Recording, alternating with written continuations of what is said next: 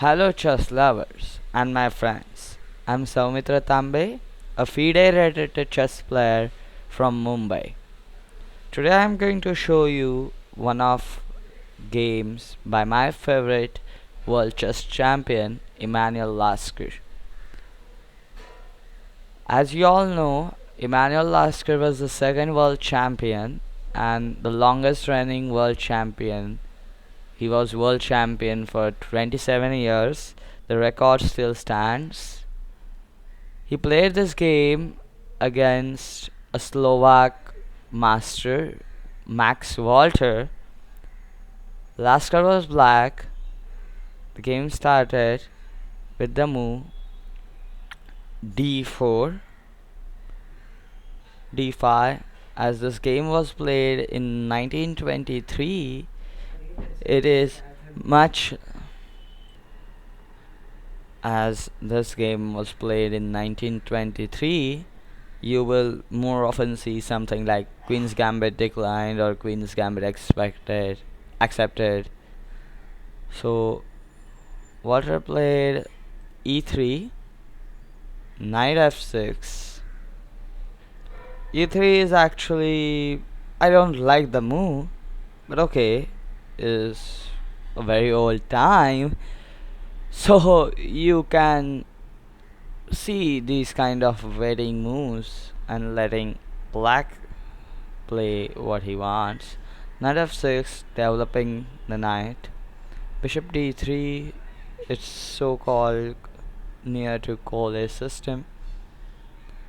Bishop g4, knight f3, e6, c4, trying something like Queen's Gambit accept a structure for white. Knight bd7, Queen b3, trying to put more pressure on the pawn. Bishop takes knight, g takes f3.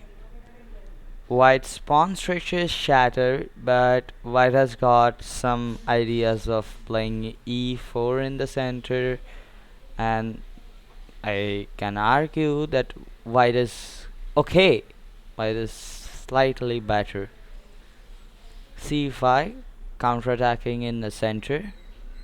c takes d5, e takes d5, queen takes b7, pawn takes pawn, pawn takes pawn, bishop d6. Black is saying, okay, you got a worse pawn structure, I have got my pieces developed faster, it's you to move, try. Knight c3, castles. White wins a pawn, wins the second pawn, but after queen a5 check, you cannot simply play bishop d2. Here, just to show to beginners, this is a classic double attack. So knight c3 was absolutely forced, and the queen swings across the board, attacking this pawn, a weak pawn, on f3. Bishop e2, defending the pawn. Rook b8, queen a6, rook b6, trying to hit the queen back. Queen d3, okay. But there are some variations where white can be greedy and try to win another pawn, like after queen takes pawn, rook e8. It's very hard defensive task still for black. So Water chose the safer move, queen d3, rook e8, knight e4. It's much of a human move. I was expecting the move f4, trying to castle kingside and closing down this bishop, which was putting a lot of pressure on h2. But okay, knight e4 is much human move. Knight d5, this is pretty tricky. As you all can see, these two pieces are controlling the f4 square. In future, this bishop, if it gets eliminated, then again this pawn also is weak. So black can think of putting some piece on f4, get rid of that bishop, and swipe off the pawn. Knight takes d6. Okay, again also very human move. I was expecting same rook b1, and now if you try to play something like knight f4, bishop takes f4, bishop takes f4, it's okay. It's okay for white.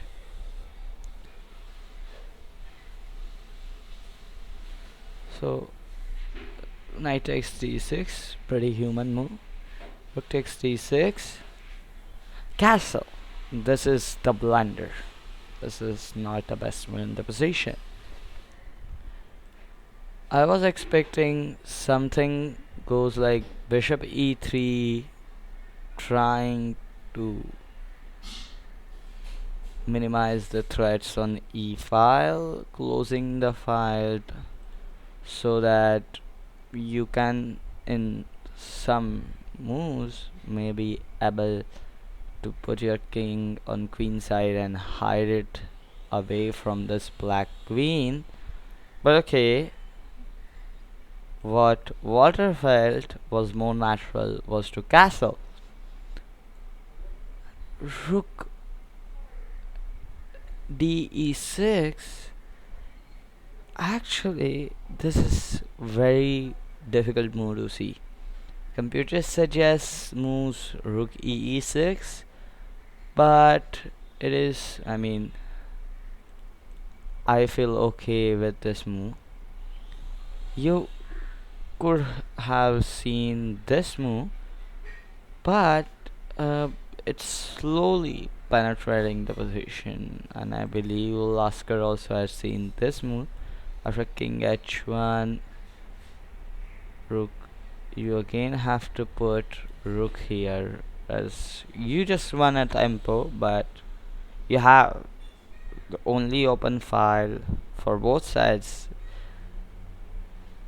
which black has a hole, is the e file. There's a bishop there, and if in few time you won the bishop, you win the game.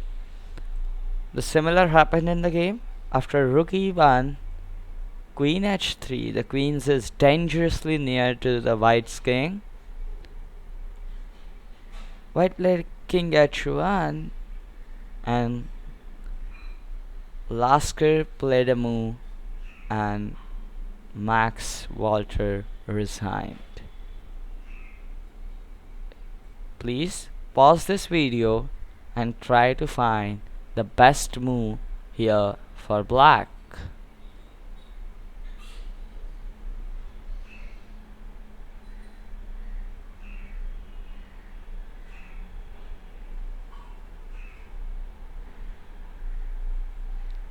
Have you seen this move?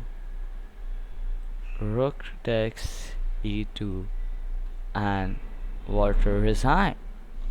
Let us say if he would have captured the rook, there was this mate, queen f1 mate. Or if he had captured with the queen, again the same variation goes, but just adding this move, rook takes e2, rook takes e2, and the same queen f1 mate. So let us say the best move in the position was something like bishop d2, but that doesn't win or doesn't save the game either, because after rook takes, rook takes, rook takes, bishop takes, knight f4, and white is just lost because white doesn't have a defense for the mate coming on h2. This was a nice example of how to attack the your opponent's king when he's vulnerable and he makes a mistake in putting the king on the wrong side of the board. Here, I believe this was the key position, and here he must have played, which I think was pretty much force, was the move bishop e3, and then I think he could have hold the position, but on this move, just couple of moves before, here, this was the point. Because he was fearful about the f4 square, he made a mistake and gave up all his advantage in the position. After knight takes d6, rook takes d6, black has equalized and he doesn't have much of issues. And here he made a mistake of castling, and which led to an immediate attack on the king. As I was saying, bishop e3 I believe was the force move, but in 1920s and 30s I don't think they had these kind of interference ideas in mind. I hope you all enjoyed this video and learned something new. Thank you so much.